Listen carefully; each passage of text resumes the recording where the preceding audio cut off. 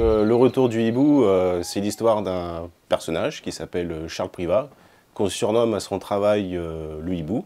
Et on lui demande d'enquêter dans le Loiret, car il y a une série de cambriolages perpétrés par une étrange escouade qu'on surnomme les marchands de sable.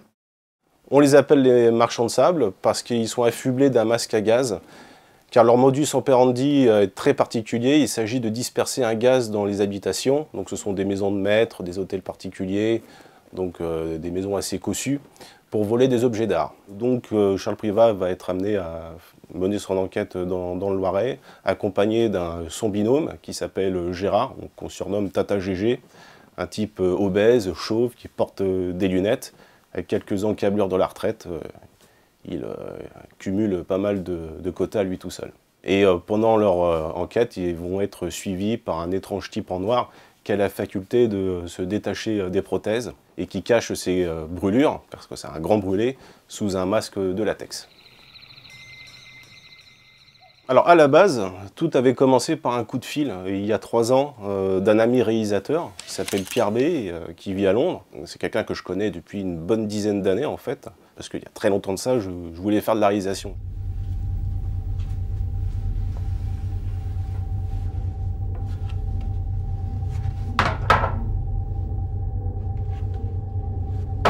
Et je suis quelqu'un d'assez lent, il m'a fallu beaucoup de temps pour comprendre que j'étais pas fait pour ça. Et Pierre, j'avais déjà écrit pour lui un scénario de court-métrage. Le scénario s'appelait Le Contrat, et lui il l'a rebaptisé 111 leçons pour être un tueur. Il m'avait appelé parce qu'il se sentait prêt pour passer au long-métrage, et puis il me demandait si ça m'intéressait d'essayer de développer en long-métrage ce projet. J'étais moyennement convaincu. Par contre, dans mon tiroir, j'ai quand même pas mal de pitch, de scénarios qui n'avaient pas abouti, et puis aussi des nouvelles, parce que je m'étais consacré à l'écriture de nouvelles. Il y avait le magazine littéraire Le Bruit qui court qui en avait publié une, et puis il y avait aussi Bragellone qui avait organisé un jeu concours à l'époque de Minuscule. Il fallait écrire un court texte.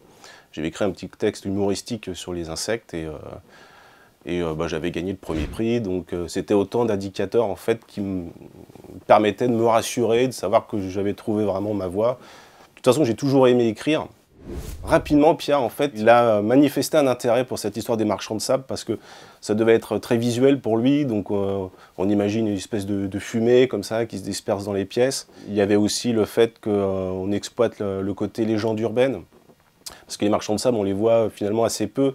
C'est à travers des caméras de surveillance, à travers des tags au pochoir sur les murs de la ville. On les évoque beaucoup, peu les ont vraiment remarqués, donc il y avait un petit côté comme ça qui l'intéressait, un peu comme toute proportion gardée, Candyman par exemple, de Bernard Rose, qui parle de légende urbaine, et qui est un film que j'aime beaucoup, qui ne m'a pas forcément influencé, mais en tout cas dans sa propension à savoir parler de la ville et des mythes qui sont greffés. Puis ça parle aussi des quartiers pauvres. Donc tout ça, évidemment, ça m'a permis de nourrir le récit.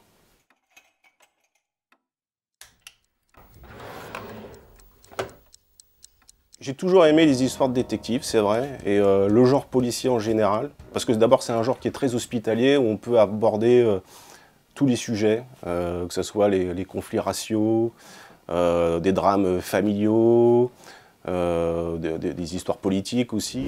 Dans le roman, quand même, c'est un détective qui n'a pas de licence, ça je le précise très vite. Je voulais pas non plus que ça fasse le détective artificiel, tout comme je le vois beaucoup dans des livres français ou même dans des séries ou des films français avec des personnages de police, la police scientifique, où on sent que les auteurs ne connaissent le sujet que par le biais des séries télé et que ça a été très mal digéré, enfin ça fait artificiel, donc c'est pas un détective avec un feutre mou comme Jack Nicholson dans Chinatown. Et j'aime le genre aussi policier, et notamment des détectives privés, parce que c'est des personnages qui sont à la recherche de quelque chose. Et c'est toujours intriguant, donc que ce soit pour chercher quelqu'un. Là, dans le livre, c'est un coffre très ancien, probablement d'origine étrusque. Le vieil homme, en fait, qui décide d'embaucher un détective au sein de cette agence, a acquis ce coffre de façon pas très légale. Il faut savoir que c'était un homme qui avait exploité des mines d'uranium au Niger, à l'époque où c'était une colonie française. Donc on se doute qu'il y a eu un passé extrêmement trouble. Il ne veut pas mêler les autorités, d'où l'emploi d'une agence privée. Petite parenthèse, le logo de l'agence qu'on voit dans le livre, ça c'est un emprunt à une série que j'aime beaucoup qui s'appelle Millennium de Chris Carter. Chris Carter qui est quand même derrière Millennium et X-Files. Voilà, ces deux séries-là, pour moi, c'est vraiment le très très haut du panier. Le personnage de Charles Privat, dit le hibou, c'est quelqu'un qui doute beaucoup. Donc ça, c'est forcément des personnages qui m'intéressent. Tout comme j'aime beaucoup, alors le commissaire Maigret dans les livres de Simenon, c'est pas tellement quelqu'un qui doute, mais c'est quelqu'un qui écoute aussi. Après, pour le côté miteux, par exemple, il y a un détective miteux dans les Watchmen, là, avec le personnage de Rorschach, qui est vraiment borderline, hein, qui n'a pas trop à voir avec Charles Privat, mais il avait quand même quelque chose d'absolument fascinant, parce qu'il connaît très bien les bas-fonds. Et si je donnais un personnage qui a beaucoup de superbe, bah, ça peut être intéressant, mais c'est pas le sujet du livre. D'ailleurs, il s'appelle Le Retour du hibou. Tout simplement parce que c'est quelqu'un qui doit retrouver de sa pugnacité, en fait, de volonté, et qui est capable. Le livre, c'est vraiment le cheminement de quelqu'un qui est au début vraiment bas de terre, déprimé, pour des raisons qui sont évoquées dans le livre, et puis qui va petit à petit retrouver de la confiance. Dès le départ, on savait que je voulais faire un pulp, ce qu'on appelle un pulp, donc c'est vraiment de la littérature populaire. On connaît surtout la définition avec le film de Tarantino. Les auteurs de pulp les plus connus sont Elmore Leonard, qui a écrit beaucoup de polars, qui a été adapté au cinéma, notamment un de mes films de chevet, Mr. Majestic. Il a écrit aussi beaucoup de westerns. Donc vraiment, c'est cette littérature-là à laquelle je suis très attaché. Notamment, par exemple, les livres de Richard Stark, qui est un pseudonyme en fait de Donald Westlake, qui a écrit toute une série de livres qui s'appelle Les Parker, et qui a été adapté au cinéma, donc Payback avec Mel Gibson, c'est extrêmement connu, Le Point de non-retour avec Lee Marvin. Donc c'est des histoires très ramassées. Voilà, il n'y a pas de fioritures, et d'ailleurs, la couverture, c'est une note d'attention en fait, hein. C'est vraiment un hommage en fait à ces livres bon marché qu'on trouve et qu'on abandonne généralement sur un quai de gare. Voilà. The indestructible man he is about to face.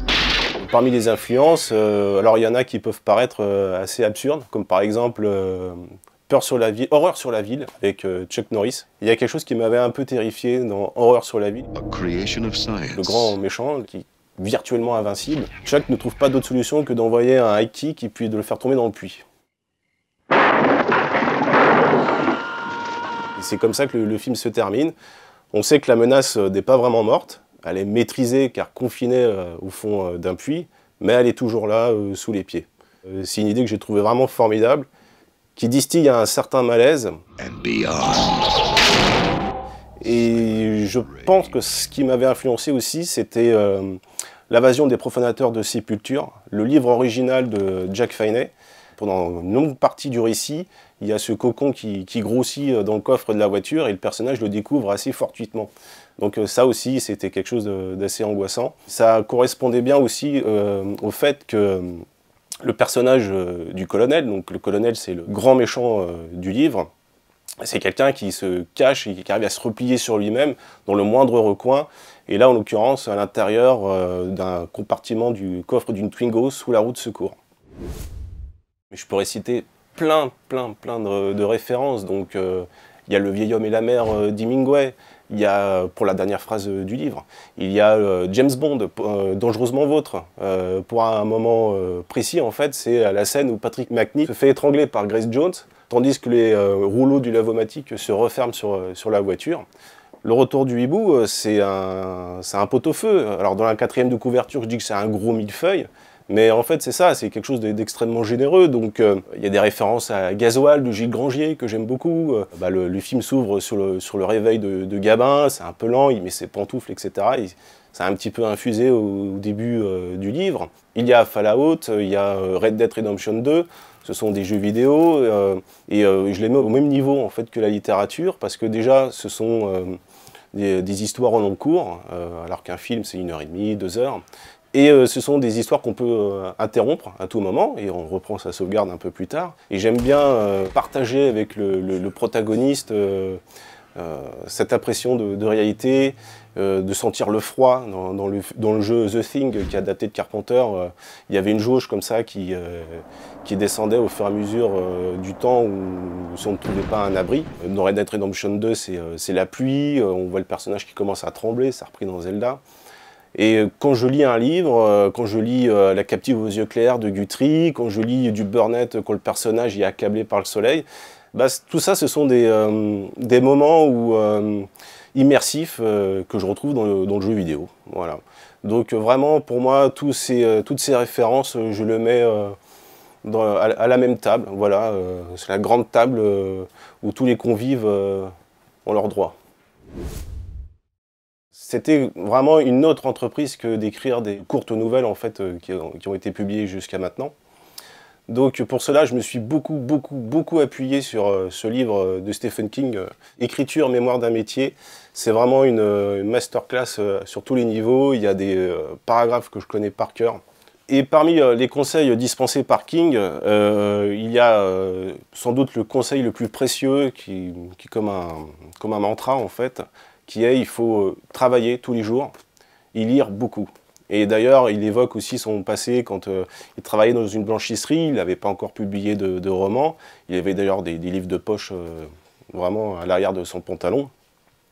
Et il trouvait donc toujours le temps de lire et puis dégager du temps pour pouvoir écrire, même s'il faut dormir plus vite pour y arriver. Voilà, c'est un travail, il faut que ça soit toujours un plaisir, sinon c'est pas la peine. Donc le personnage le plus atypique du livre, c'est le colonel. J'ai retrouvé plusieurs scénarios, certains c'est des scénarios que j'ai écrits à l'âge de 18 ans, où il y avait souvent un personnage qui s'appelait le colonel, où c'était un grand échalas qui masquait ses brûlures sous un masque de chair. Le masque de chair, je sais d'où ça vient de Hollow Man de Verhoeven, qui m'avait marqué. Voilà, j'ai cité tout à l'heure X-Files, et il y a l'un des méchants les plus emblématiques, peut-être même le plus emblématique, c'est le personnage de Tooms. Il avait la possibilité de se distendre, de s'étirer, et il pouvait passer à travers des conduits d'aération, des ventilations. Il y a un moment où Scully disait « Ah, ça sent la bile par ici », donc ça donnait vraiment un côté très malsain. Puis voilà, il peut entrer chez des individus. Donc ça, c'est une idée qui vraiment me trottait la tête pendant très longtemps.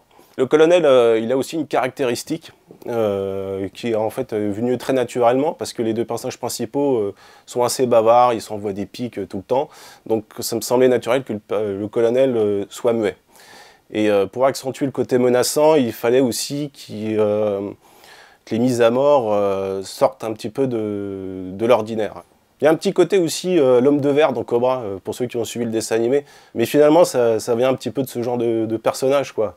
Ils ont une prestance, mourir à l'arme blanche, c'est pas forcément extrêmement original, mais en tout cas, ce sont des armes qui sont rangées à l'intérieur de lui, sous d'un moignon par exemple, et il sort des lames, déjà parce que toutes les armes blanches sont silencieuses, par définition, et ça permettait aussi de créer des idées visuelles à l'intérieur de la tête du lecteur.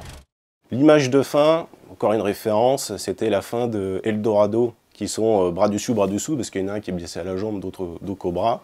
Puis ils s'en vont au soleil couchant, ils ont réussi leur mission, mais voilà, ils sont un petit peu abîmés. Et c'est une image qui m'a touché, donc j'ai voulu la replacer dans le livre, je le voyais bien.